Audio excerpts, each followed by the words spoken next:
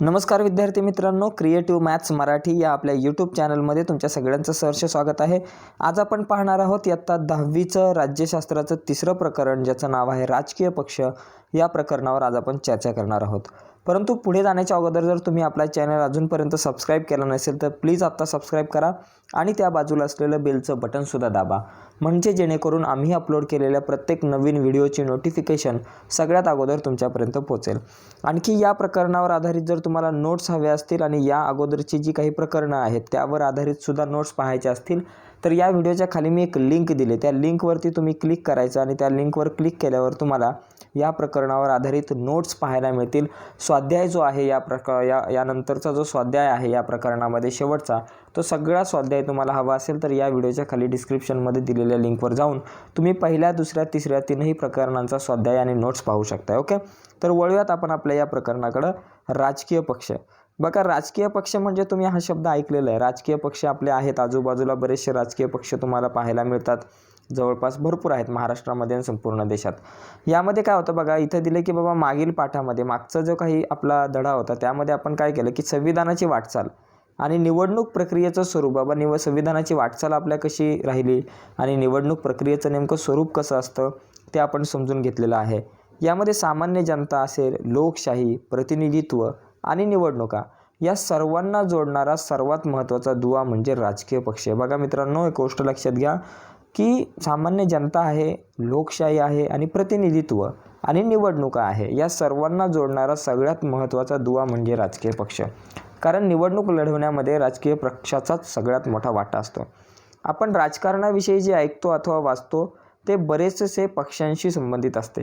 राजकीय पक्षांचे अस्तित्व सर्व लोकशाही व्यवस्थांमध्ये दिसते। जगामध्ये जितक्या काही लोकशाही व्यवस्था आहेत, अमेरिकेमध्ये असेल, इंग्लंडमध्ये असेल, युरोपमधल्या ज्या काही लोकशाही शासन व्यवस्था आहे किंवा भारतामध्ये आहे, त्या सगळ्यांमध्ये राजकीय पक्षाचं अस्तित्व खूप महत्त्वाचं आहे। आणि लोकशाहीमुळे राजकीय पक्ष सत्तेसाठी स्पर्धा करतात। आजसुद्धा अनेक राजकीय पक्ष आहेत, ते सगळे पक्ष जे आहेत ते स्पर्धा करतात कशाची, तर सत्ता मिळवण्यासाठी, की बाबा आम्हाला सत्ता मिळाली पाहिजे, आमचा मुख्यमंत्री पाहिजे, आमचा पंतप्रधान पाहिजे, अशा प्रकारे। तर हेच प्रस्तुत पाठात आपल्याला शिकायचं आहे। प्रस्तुत पाठात आपण भारतातल्या राजकीय पद्धतींची ओळख करून घेणार आहोत की भारतातली राजकीय पद्धती नेमकी कशी आहे, या संदर्भात चर्चा आपल्याला या पाठात करायची आहे। बघा ना, तुमच्या शाळेत आणि परिसरात तुम्ही अनेक गट, संस्था अथवा संघटना कोणत्या तरी कामाचा पाठपुरावा करताना पाहिल्यात। आजूबाजूला अनेक संस्था आहेत, गट आहेत, संघटना आहेत। त्या संघटना काय करतात, कुठल्या ना कुठल्या गोष्टीवरती काम करतात। अनेक तरुणांच्या संघटना असतात, तुम्ही म्हणता ना XYZ युवा मंच, अशा प्रकारच्या संघटना आहे ना, की बाबा अमुक अमुक नवतरुण मित्रमंडळ, हे अशी मंडळं आहेत, संस्था आहेत, ही सगळी वेगवेगळ्या प्रकारे कामं करतात। कुठली संस्था झाडे लावायचं काम करते, कोण बाबा कुठंतरी शिक्षणावरती काम करतं, कोण ना कुठल्या तरी विषयावरती वेगवेगळे गट, संस्था काम करत असतात। सार्वजनिक प्रश्न सोडवण्यासाठी एखादी संघटनाही पुढाकार घेते। अनेक प्रश्न असतात, सार्वजनिक प्रश्न समाजामध्ये आहेत आणि ते सोडवण्यासाठी वेगवेगळ्या संस्था, संघटना पुढाकार घेत असतात। विविध चळवळींच्या आंदोलनाविषयी सुद्धा तुम्ही वाचलेलं आहे। आता अण्णा हजारेंचं आंदोलन सुद्धा तुम्ही वाचलं असेल, त्यानंतर चळवळींच्या आंदोलनाविषयी तुम्ही वाचता। याचा अर्थ असा की समाजात ज्या प्रकारे गट, संस्था, चळवळी सक्रिय असतात त्याच प्रकारे राजकीय पक्षसुद्धा निवडणूक लढवण्यास पुढाकार घेताना आपल्याला दिसतात। ओके, आता त्याच्यामध्ये बघा, समाजातील अन्य संस्था म्हणजे समाजामधील ज्या काही इतर संस्था आहेत, संघटना आहेत व राजकीय पक्ष आहे, यांच्यात फरक आहे। म्हणजे समाजामध्ये वेगवेगळ्या प्रकारच्या संस्था असतील, संघटना असतील आणि राजकीय पक्ष यांच्यात फरक काय रे बाबा, की राजकीय पक्ष ही एक प्रकारची सामाजिक संघटनाच असते, परंतु त्यांची उद्दिष्टे आणि कार्यपद्धती वेगळी असते। आता सगळ्या सामाजिक संस्था इलेक्शन लढवतात का, निवडणुकीत भाग घेतात का, नाही, पुढाकार घेतात का, नाही घेत निवडणुकीमध्ये, संघटना, संस्था निवडणुकीत भाग घेत नाही। परंतु राजकीय पक्ष हा एक असा भाग आहे की राजकीय पक्ष हाच निवडणुकीमध्ये भाग घेत असतो, सहभाग घेत असतो, परंतु तो बऱ्याचदा सामाजिक संस्थांसारखी पण कामं करीत असतो, वेगवेगळ्या संघटनांसारखी सुद्धा कामं करीत असतो। आता यांची उद्दिष्ट वेगळी काय आहे की सगळ्या संस्थांची उद्दिष्टे इलेक्शन लढवणं नसतं, यांचं एकमेव वेगळं उद्दिष्ट असं आहे की ते इलेक्शन लढवतात, निवडणुका लढवतात। या पार्श्वभूमीवर आपल्याला असे म्हणता येईल की बघा, आता राजकीय पक्षाची व्याख्या काय, की राजकीय सत्ता प्राप्त करण्यासाठी जेव्हा लोक एकत्र येऊन निवडणूक प्रक्रियेत सहभागी होतात तेव्हा त्या संघटनांना राजकीय पक्ष असे म्हटले जाते. आता ही व्याख्या लक्षात घ्या की राजकीय सत्ता प्राप्त करण्यासाठी जेव्हा लोक एकत्र येतात आणि एकत्र येऊन निवडणूक प्रक्रियेत सहभागी होतात, तेव्हा त्या संघटनांना आपण राजकीय पक्ष असं म्हणू शकतो. बघा, राजकीय पक्ष म्हणजे निवडणूक लढवून ती जिंकण्यासाठी व त्यानंतर सत्ता मिळवून आपल्या पक्षाचे शासन स्थापन करणाऱ्या लोकांचा गट. म्हणजे इथं आणखी एक गोष्ट लक्षात येते की राजकीय पक्ष म्हणजे काय, की निवडणूक लढवून ती जिंकण्यासाठी व त्यानंतर सत्ता मिळवून आपल्या पक्षाचे शासन स्थापन करणाऱ्या लोकांचा गट. शिवसेना असू दे, भाजप असू दे, राष्ट्रवादी काँग्रेस असू दे, काँग्रेस असू दे, महाराष्ट्र नवनिर्माण सेना असू दे, हा सगळा एक लोकांचा गट आहे. हे सगळे काही पक्ष आहेत, त्यांचा इरादा काय असतो की निवडणूक लढवायची आणि ती जिंकण्यासाठी लढायची आणि त्यानंतर सत्ता मिळवायची आणि आपल्या पक्षाचं शासन आणायचं, हे मुख्य उद्दिष्ट असतं. आता राजकीय पक्षांची काही ठळक उद्दिष्टे आपण बघू. पहिलं सगळ्यात महत्त्वाचं उद्दिष्ट म्हणजे सत्ता मिळवणे. जितके काही राष्ट्रीय पक्ष आहेत, राजकीय पक्ष आहेत, त्यांचा मूळ उद्दिष्ट म्हणजे सत्ता मिळवणे, सत्ता मिळाली पाहिजे. राजकीय पक्षांचा हेतू केवळ निवडणुकीच्या माध्यमातून सत्ता मिळवणे हाच असतो. ओके, त्यामुळे सत्तेसाठी विविध राजकीय पक्ष परस्परांशी सतत स्पर्धा करत असतात. अशी स्पर्धा करण्यात अयोग्य काहीच नाही, परंतु स्पर्धेचे स्वरूप जे आहे ते निकोप असावे. स्पर्धेचं जे स्वरूप आहे ते कसं असलं पाहिजे, निकोप असले पाहिजे. एकमेकांना विरोध केला पाहिजे, पण तो एकदम खालच्या पातळीवर जाऊन नाही केला पाहिजे. आता विचारसारणीचा आधार बघा, प्रत्येक राजकीय पक्षाला एक विचारसारणी असते. आता राष्ट्रवादी काँग्रेस पक्षाची एक विचारसारणी वेगळी असेल, काँग्रेस पक्षाची वेगळी असेल, भाजप शिवसेना यांची वेगळी असेल विचारसारणी, मनसेची वेगळी, IMI हा एक नवीन पक्ष आहे त्याची विचारसारणी वेगळी. प्रत्येक राजकीय पक्ष काही धोरणांचा, विचारांचा पुरस्कार करणारा असतो. सार्वजनिक प्रश्नांबाबत पक्षाची एक विशिष्ट भूमिका असते. या सर्वांच्या समावेशातून पक्षाची एक विचारसारणी तयार होते आणि ही विचारसारणी ज्या लोकांना योग्य वाटते, म्हणजे या पक्षाची विचारसारणी ज्यांना योग्य वाटते ते लोक त्या पक्षाला पाठिंबा देतात आणि पक्षाला लोकांचा जो पाठिंबा मिळतो त्याला पक्षाचा जनाधार म्हणतात. आता पक्षाचा जनाधार म्हणजे काय, पक्षाला लोकांचा जो पाठिंबा मिळतो, म्हणजे पक्षाच्या विचारसारणीला लोकांचा जो पाठिंबा मिळतो त्याला आपण पक्षाचा जनाधार असा म्हणू शकतो. आधुनिक काळात सर्वच राजकीय पक्षांची विचारसारणी सारखीच दिसते, त्यामुळे या विचारसारणीवर आधारित एक फरक करणं खूप कठीण झालेलं आहे आजच्या तारखेला. आता पक्ष कार्यक्रम, प्रत्येक पक्षाचा एक कार्यक्रम असतो. विचारसारणी प्रत्यक्षात आणण्यासाठी बघा, जी विचारसारणी असते ती प्रत्यक्षात आणण्यासाठी त्यावर आधारित काही कार्यक्रम निश्चित करण्यात येतात, ते करावे लागतात. सत्ता मिळाली की या कार्यक्रमांची अंमलबजावणी केली जाते. म्हणजे सत्ता मिळवल्यानंतर त्यांचे जे काही कार्यक्रम असतात, ज्या काही सुधारणा त्यांना समाजामध्ये घडून आणायच्या असतात देशामध्ये, तर ते त्याची अंमलबजावणी सत्ता मिळाल्यानंतर करतात. आणि सत्ता नाही मिळाली तरी वेगवेगळ्या प्रकारचे कार्यक्रम वेगवेगळ्या प्रकारचे पक्ष घेत असतात. आता सरकार स्थापन करणे, बघा सरकार स्थापन करणे हे एक उद्दिष्ट असतं. बघा, निवडून आलेल्यापैकी ज्याला जास्त ज्याचे उमेदवार निवडून आलेले आहेत, बघा राजकीय पक्ष सरकार स्थापन करतात आणि देशाचा राज्यकारभार करतात. सरकार स्थापन झाल्याशिवाय देशाचं राज्यकारभार नाही करता येणार, त्यामुळं राजकीय पक्ष सरकार स्थापन करतात. अर्थात हे कार्य निवडणुकीत बहुमत मिळवणाऱ्या पक्षाचे असते. ज्या पक्षाला निवडणुकीत बहुमत आहे त्या पक्षाचं काम असतं सरकार स्थापन करणं. जसं भाजपाला बहुमत होतं, त्यांनी भारतामध्ये आपलं सरकार स्थापन केलं आणि इथे महाराष्ट्रामध्ये तिघांनी एकत्र येऊन सरकार स्थापन केलं. तिघंजणं एकत्र आले, राष्ट्रवादी काँग्रेस, शिवसेना तिघं एकत्र आले. तिघांनी आपल्या आमदारांची संख्या दाखवली, तिघांनी बहुमत दाखवलं आणि सांगितलं की बाबा आमच्याकडं बहुमत आहे, आमच्याकडे जास्त आमदार आहे, तर मग आम्ही सरकार स्थापन करतो. ओके, आता पुढे बघा, शासन व जनता यांच्यामधील दुवा. शासन आहे आणि जनता आहे यांच्यामधला दुवा राजकीय पक्ष आहे. बघा, राजकीय पक्ष शासन आणि जनता यांच्यातील दुवा म्हणून काम करतात. ओके, जनतेच्या मागण्या आणि गाऱ्हाणी शासनापर्यंत पोहोचवण्याचं काम हे राजकीय पक्षांचं असतं. तर शासन पक्षामार्फत आपले धोरण आहे, कार्यक्रम आहे, यांना पाठिंबा मिळवण्याचा प्रयत्न करतो. ओके, आता पुढे बघू आपण पुढचे काही मुद्दे आहेत. त्याच्यामध्ये बघा, वर्तमानपत्रातील या बातम्यांमधून तुम्हाला काय समजले. बघा, पहिली बातमी आहे, सत्ताधारी पक्षाच्या विरोधात सर्व विरोधी पक्षांची मुंबईत एक बैठक झाली. शेतकऱ्यांचे प्रश्न हाती घेणार. बघा कधीकधी जो सत्ताधारी पक्ष असतो त्याला आपल्या कामाचा विसर पडतो. कधीकधी असं वाटतं की बाबा हा कुठंतरी काम करत नाही आहे, असं विरोधी पक्षांना वाटतं. मग विरोधी पक्ष एकत्र येऊन सरकारला जाब विचारतात की बाबा तुम्ही या विषयावरती सुद्धा काम करा. ओके. पुढची बातमी आहे सत्ताधारी पक्षाचे ग्रामीण भागात संवाद सत्राचे आयोजन. म्हणजे आपले कार्यक्रम करण्यासाठी आपली विचारसरणी समाजापर्यंत पोचण्यासाठी काही कार्यक्रम सत्ताधारी पक्षातून घेतले जातात. पुढे बघू. समजा तुम्ही विरोधी पक्षनेते आहात आणि आरोग्य क्षेत्रात सरकारने चांगली कामगिरी केली नाही हे तुमच्या लक्षात आले, नजरेत आले, तर विरोधी पक्षनेता म्हणून तुम्ही काय कराल? तुम्ही विरोधी पक्षनेता म्हणून तुम्ही विधानसभेमध्ये तुमचं मत मांडाल, विरोध कराल, सरकारला सांगाल की बाबा तुम्ही या गोष्टीवरती तुमचं काम चालू द्या, तुम्ही आरोग्य क्षेत्राकडे लक्ष द्या जास्तीत जास्त, तुम्ही एक अभ्यास करून एखादा विचार तुम्ही मांडू शकता, तुमचं निवेदन देऊ शकता, तुमचा अहवाल सादर करू शकता.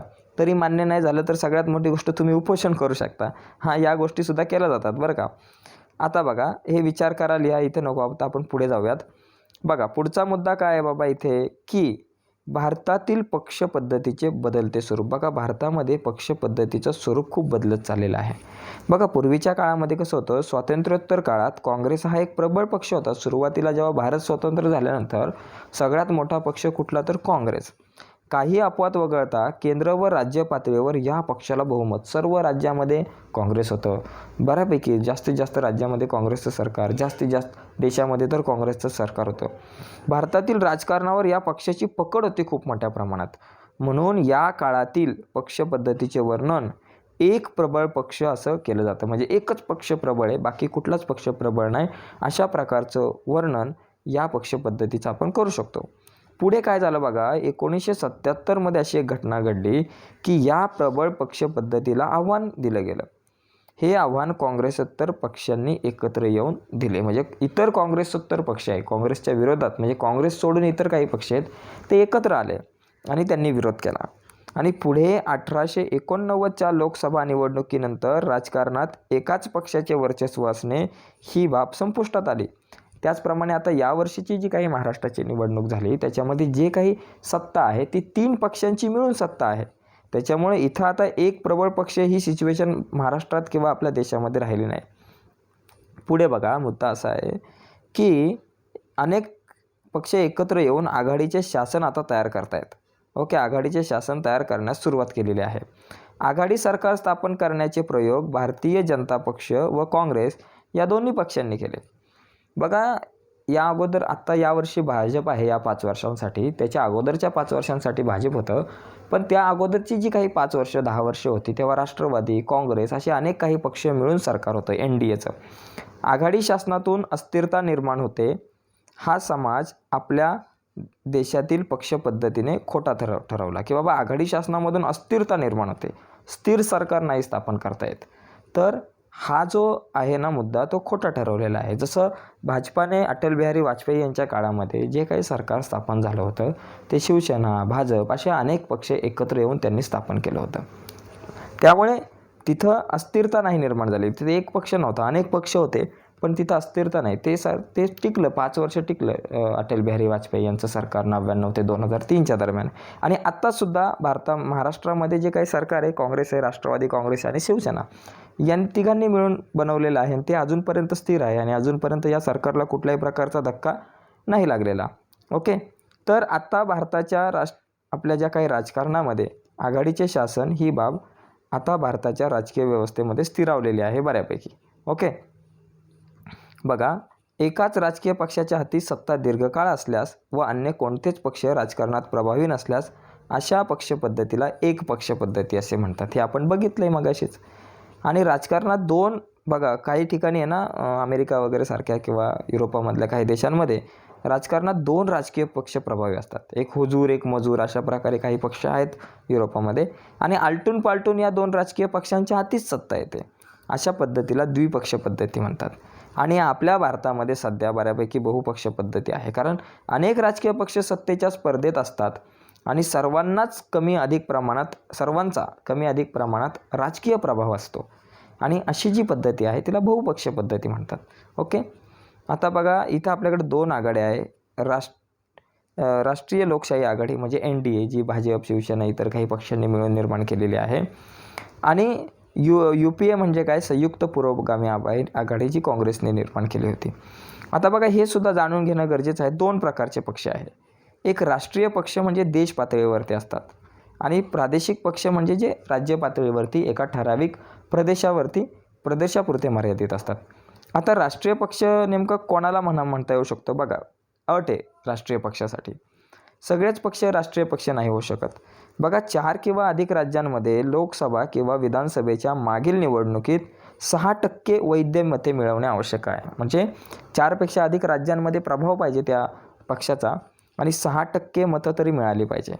तसेच मागील निवडणुकीत कोणत्याही राज्यातून अथवा राज्यांमधून किमान 4 सदस्य तरी लोकसभेवरती पाहिजे. म्हणजे खासदार, लोकसभेमध्ये असणारे सदस्य म्हणजे 4 तरी खासदार पाहिजे. ही एक अट आहे. किंवा दुसरी एक अट आहे की बाबा एकूण लोकसभा मतदारसंघाच्या, म्हणजे एकूण लोकसभा मतदारसंघ किती 545 आहेत आपल्या भारतामध्ये, त्याच्यापैकी 2% मतदारसंघामधून तसेच किमान 3 राज्यातून उमेदवार निवडून येणे गरजेचं आहे. तर तो पक्ष राष्ट्रीय पक्ष ठरू शकतो.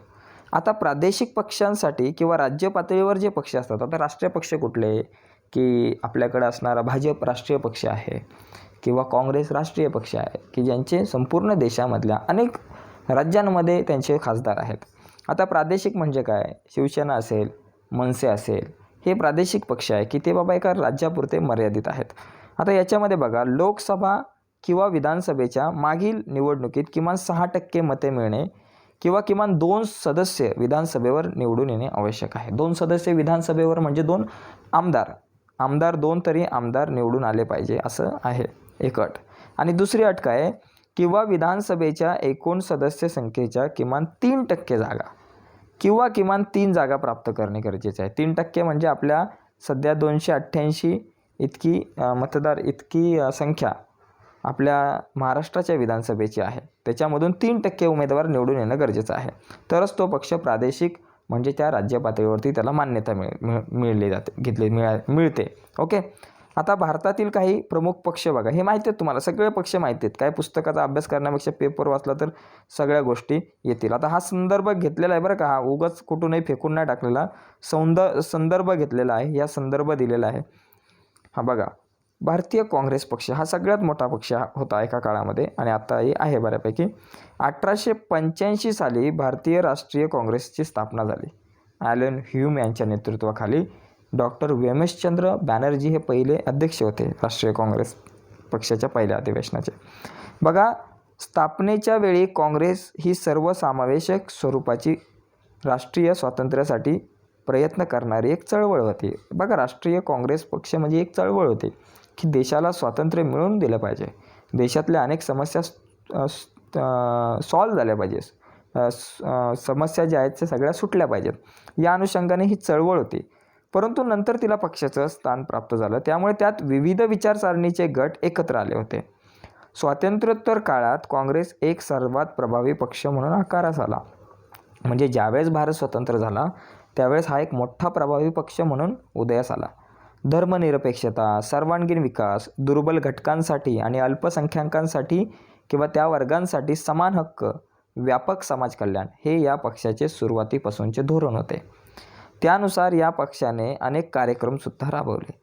लोकशाही, समाजवाद, आंतरराष्ट्रीय शांतता व सामाजिक समता यावर पक्षाचा विश्वास आहे. ओके. यानंतर राष्ट्रीय कम्युनिस्ट पक्ष. बघा मार्क्सवादी विचारसरणीवर आधारलेल्या या पक्षाची स्थापना 1925 झाली. हा सुद्धा खूप जुना पक्ष आहे. भारतातला हा एक जुना पक्ष आहे. मजूर, कष्टकरी वर्ग व कामगारांच्या हितांसाठी हा पक्ष काम करतो. बघा भारतीय कम्युनिस्ट पक्षाची स्थापना 1925 झाली आणि आपल्या देशातला सर्वात खूप जुना हा पक्ष आहे आणि हा पक्ष मजूर, कष्टकरी वर्ग व कामगारांच्या हितासाठी काम करतो. या पक्षाचा भांडवलशाहीला विरोध आहे. ओके. 1960च्या दशकात चीन व सोव्हिएत युनियन या दोन्ही साम्यवादी देशांपैकी कोणाचे नेतृत्व स्वीकारायचे यावरून या पक्षातील नेत्यांमध्ये वैचारिक भिन्नता निर्माण झाली व भारतीय कम्युनिस्ट पक्षात फूट पडली व त्यातून भारतीय कम्युनिस्ट पक्ष मार्क्सवादी हा 1964 साली स्थापन झाला. बघा म्हणजे पक्षामध्ये जसं काँग्रेसपासून राष्ट्रवादी काँग्रेस वेगळा झाला, तसंच इथे कम्युनिस्ट पक्षामधून हा मार्क्सवादी एक कम्युनिस्ट पक्ष जो आहे तो 1964 साली वेगळा झाला. पुढे बघा, पुढच्या पानावरती भारतीय जनता पक्ष म्हणजे भाजप, आता सध्या भाजपाचं सत्ता आहे. भारतीय जनता पक्ष हा राष्ट्रीय स्तरावरील एक महत्त्वाचा पक्ष आहे. भारतीय जनसंघ हा पक्ष 1951 मध्ये स्थापन झाला. बघा, एक भारतीय जनसंघ म्हणून हा पक्ष 1951 मध्ये स्थापन झाला होता आणि पहिली निवडणूक 1950-51च्या दरम्यान झाली, हे आपण मागच्या प्रकरणात बघितले. 1977 मध्ये स्थापन झालेल्या जनता पक्षात भारतीय जनसंघ विलीन झाला. म्हणजे भारतीय जनता पक्ष हा 1977 मध्ये स्थापन झाला आणि त्याच्यामध्ये हा पक्ष विलीन झाला. जनसंघ भारतीय जनसंघाचे जेवढे कार्यकर्ते होते तेवढे सगळे कार्यकर्ते भारतीय जनता पक्षात सामील झाले, म्हणजे विलीन झाला हा पक्ष भारतीय जनता पक्षामध्ये. परंतु जनता पक्षाचे हे स्वरूप फार काळ टिकले नाही. ओके, जनता पक्षाचे स्वरूप टिकले नाही. पक्ष फुटला व त्यातील भारतीय जनसंघाने भारतीय जनता पक्ष म्हणजे भारतीय जनसंघाचे जे कार्यकर्ते होते ते बाहेर पडले आणि त्यांनी भारतीय जनसंघाने भारतीय जनता पक्ष या नावाने 1980 मध्ये नवा पक्ष स्थापन केला. ओके, म्हणजे भारतीय जनता पक्षाची खरी स्थापना 1980 मध्ये झाली असं म्हणता येईल. प्राचीन भारतीय संस्कृती परंपरा यांचे जतन केले पाहिजे अशी या पक्षाची भूमिका आहे. आर्थिक सुधारणांवर या पक्षाचा अधिक भर आहे. ओके, बाकी जास्त या पक्षाच्या संदर्भात सांगायची आवश्यकता नाही, तुम्हाला माहितीच आहे, तुम्ही बघताय, पेपर वाचताय. ओके, भारतीय कम्युनिस्ट पक्ष मार्क्सवादी, आपण मगाशी बघितलं होतं, हा पक्ष बाजूला झाला होता. समाजवाद, धर्मनिरपेक्षता आणि लोकशाही यांचा हा पक्ष पुरस्कार करतो. कशाचा? समाजवाद, धर्मनिरपेक्षता म्हणजे सर्व धर्मसमभाव आणि लोकशाही यांचा पुरस्कार करतो. साम्राज्यवादास या पक्षाचा विरोध आहे. कामगार, शेतकरी, शेतमजूर यांच्या हितसंबंधाची जपणूक हा पक्ष करतो. या पक्षाचं हे धोरण आहे. ओके, आता बहुजन समाज पक्ष बघा. बहुजन समाज पक्ष हा समाजवादी विचारसरणीचा पक्ष आहे. समाजवादी विचारसरणी याची आणि बहुजनांचे हित, बहुजन जो वर्ग मागे राहिलेला आहे त्यांचं हित झालं पाहिजे, हे उद्दिष्ट असून 1984 साली या पक्षाची स्थापना झाली. दलित, आदिवासी, इतर मागासवर्गीय आणि अल्पसंख्याकांचा समावेश बहुजन या शब्दात केला जातो. बघा, बहुजन या शब्दामध्ये कोणाचा समावेश आहे? दलित, आदिवासी आणि इतर मागासवर्गीय वर्ग आणि अल्पसंख्याक गट या सगळ्यांचा विकास झाला पाहिजे, हे या पक्षाचं उद्दिष्ट आहे. आणि बहुजन समाजाला सत्ता मिळवून देणे हे या पक्षाचे उद्दिष्ट आहे. या पक्षाचे उद्दिष्ट काय की बहुजन समाजाच्या हातात सत्ता आली पाहिजे. राष्ट्रवादी काँग्रेस पक्ष बघा, काँग्रेसमधून बाहेर पडून राष्ट्रवादी काँग्रेस पक्षाची स्थापना 1999 मध्ये झाली. लोकशाही, समता, धर्मनिरपेक्षता या मूल्यांवर पक्षाचा विश्वास आहे. ओके, या मूल्यांवर पक्षाचा विश्वास आहे. काँग्रेस पक्षाबरोबर युती करून हा पक्ष 1999 ते 2014 पर्यंत महाराष्ट्रात सत्तेवर होता. म्हणजे 1999 पासून 2014 पर्यंत म्हणजे एकंदरीत 15 वर्षाचा काळ हा पक्ष काँग्रेससोबत युती करून, काँग्रेसमधून बाहेर पडलेला पक्ष आहे पण काँग्रेससोबत युती करून या पक्षाने जवळपास 15 वर्ष सत्ता जी आहे ती महाराष्ट्रामध्ये गाजवली. केंद्रामध्ये सुद्धा होता. जवळपास 2004 ते 2014 इतक्या प्रदीर्घ काळात हा पक्ष काँग्रेसच्या नेतृत्वाखाली आघाडीचा एक घटक पक्ष होता. ओके, आता तृणमूल्य काँग्रेस हा एक पक्ष आहे. ऑल इंडिया तृणमूल्य काँग्रेस या पक्षाची स्थापना 1998 मध्ये झाली. 2016 मध्ये निवडणूक आयोगाने या पक्षाला राष्ट्रीय पक्ष म्हणून मान्यता दिली. बघा, कुठल्याही पक्षाला राष्ट्रीय पक्ष म्हणून मान्यता देण्याचं काम निवडणूक आयोग करतो, हे मागच्या प्रकरणात आपण पाहिलं आहे. पुढे बघा, लोकशाही, धर्मनिरपेक्षता आणि दुर्बल घटकांचे संरक्षण हे या पक्षाचे धोरण आहे. या पक्षाचं धोरण काय? लोकशाही, धर्मनिरपेक्षता आणि दुर्बल घटकांचं संरक्षण झालं पाहिजे. ओके, आता बघा, लोकसभा निवडणुकीत 2009 ते 2014 यामध्ये राष्ट्रीय पक्षांनी मिळवलेल्या जागा बघा. भारतीय काँग्रेस पक्षाला 2009 मध्ये 206 जागा होत्या पण 2014 मध्ये 44 आल्या.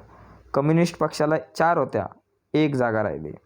भारतीय जनता पक्ष 116 वरून 282 वर गेला. भारतीय कम्युनिस्ट पक्ष 16 वरून 9 जागा झाल्या. बहुजन समाज पक्षाला एकही जागा मिळाली नाही 2014 मध्ये, जिथे 2004 मध्ये जवळपास 21 जागा होत्या 2009 मध्ये. आणि राष्ट्रवादी काँग्रेसला ज्या 9 जागा होत्या त्या 6वर आल्या होत्या. ओके. आता पुढे बघा, बऱ्याचशा बातम्या इथे दिसतात तुम्हाला. तामिळनाडूत सत्ता बदल, राजकीय दुकानदारीने दहशत, कोणते खाते मिळणार, गृह का समाज कल्याण, शिरोमणी अकाली दलाला स्पष्ट बहुमत. तर बऱ्याचशा बातम्या तुम्ही अशा प्रकारचे पाहत आहात. वर्तमानपत्रात तुम्ही अशा प्रकारच्या बातम्या वाचल्या असतील. यातून अर्थातच आपल्या बघा, यामध्ये आपण काय करूयात मित्रांनो, हा जो पुढचा जो भाग आहे, पुढच्या भागामध्ये आपल्याकडे बघा 1-2 पानं आहेत, जवळपास 3, भरपूर मोठा प्रकरण आहे. हा मोठमोठं प्रकरण दिसतंय. हा जो पुढचा भाग आहे, दुसरा भाग, आपण जवळपास 85 पानानंतरचा जो 84 पासून पुढचा तो भाग आपण पुढच्या आपल्या व्हिडिओमध्ये पाहूयात. ओके. तर तत्पूर्वी तुम्ही ही व्हिडिओ संपूर्ण ऐकली त्याबद्दल मनापासून धन्यवाद. याच प्रकरणाचा आपण पुढचा भाग लवकरच आपण अपडेट करू. परंतु पुढे जाण्याच्या अगोदर किंवा थांबण्याच्या अगोदर या व्हिडिओच्या खाली दिलेल्या लिंकवर क्लिक करून तुम्ही या प्रकरणावर आधारित स्वाध्यायाच्या नोट्स पाहू शकता. ओके. धन्यवाद.